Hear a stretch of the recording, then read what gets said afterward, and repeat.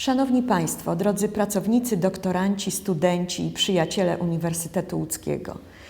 Kariera naukowa to pełna wyzwań ścieżka życiowa.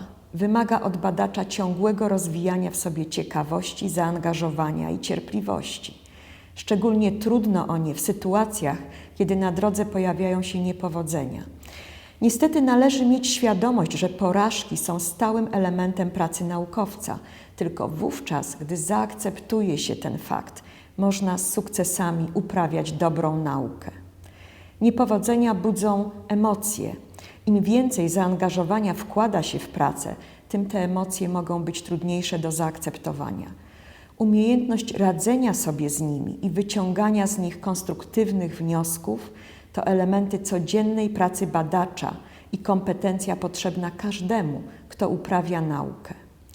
Drodzy studenci i doktoranci, zwracam się w tym miejscu szczególnie do Was, zdając sobie sprawę, jak trudne może być doświadczanie niepowodzeń przy Waszych pierwszych badawczych projektach. Pamiętajcie, że stawianie hipotez i dążenie do ich obalenia to podstawa metody naukowej. Tylko podważając wszystko, co da się podważyć, można odkryć to, czego podważyć się nie da. W pracy naukowej wychodzi się poza ramy tego, co już wiemy o ludziach i świecie. Rzadko udaje się osiągnąć zamierzone efekty już przy pierwszym podejściu. Bywa także, że prowadzone badania dają zaskakujące wyniki. Pamiętajcie, że wiele przełomowych odkryć jest dziełem przypadku. W tym miejscu nie sposób nie wspomnieć o penicylinie i promieniach rentgenowskich, ale również kewlarze, teflonie czy kuchence mikrofalowej. Dlatego tak ważna jest uważność i otwartość, nawet w sytuacji, gdy prowadzone prace nie dają oczekiwanego efektu. Bywa, że badania nad danym tematem trwają dekady i mimo włożonych w nie nakładów nie przynoszą oczekiwanych rezultatów. Tu za przykład mogą posłużyć prace nad szczepionką na wirusa HIV. Dopiero ostatnie doniesienia dają nadzieję na przełom w tym obszarze. Nie byłby możliwy, gdyby nie lata wcześniejszych prac i doświadczeń, które pozwoliły wyeliminować wiele nieskutecznych rozwiązań.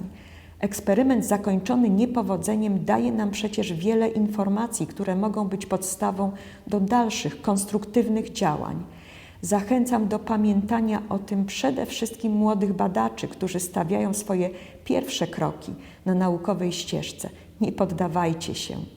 Warto też zatrzymać się przy kwestii trudności w zakresie zdobywania finansowania na badania oraz publikowania ich wyników.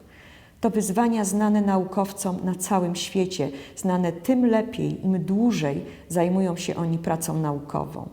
Konkurencja w naszej branży jest ogromna. Tylko najlepsze pomysły i najlepiej opracowane wnioski o finansowanie, złożone w odpowiednim momencie, do odpowiedniej instytucji, mają szansę je otrzymać. Wiele zależy od sytuacji, priorytetów instytucji finansujących i specyfiki danych konkursów. Odrzucenie, nawet wielokrotne, wniosku o grant nie oznacza, że składający go badacz powinien się poddać. Nie warto w sytuacji takiego niepowodzenia zarzucać pracy. Należy skupić się na znalezieniu innego rozwiązania. Można szukać bardziej dopasowanego konkursu, dostosować wniosek do potrzeb innej instytucji, np. poprzez wprowadzenie zmian w zespole projektowym.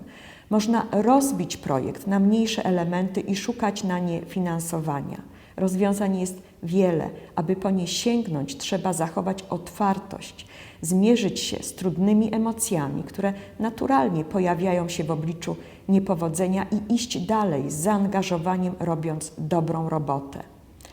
Podobnie w przypadku publikacji, zamiast koncentrować się na negatywnych wnioskach płynących z recenzji i trudnościach w opublikowaniu wyników swoich badań w dobrych, uznanych i cytowanych czasopismach, należy przyjąć niepowodzenie i wyciągnąć z niego konstruktywne wnioski, poprawić, przemyśleć, złożyć do publikacji ponownie.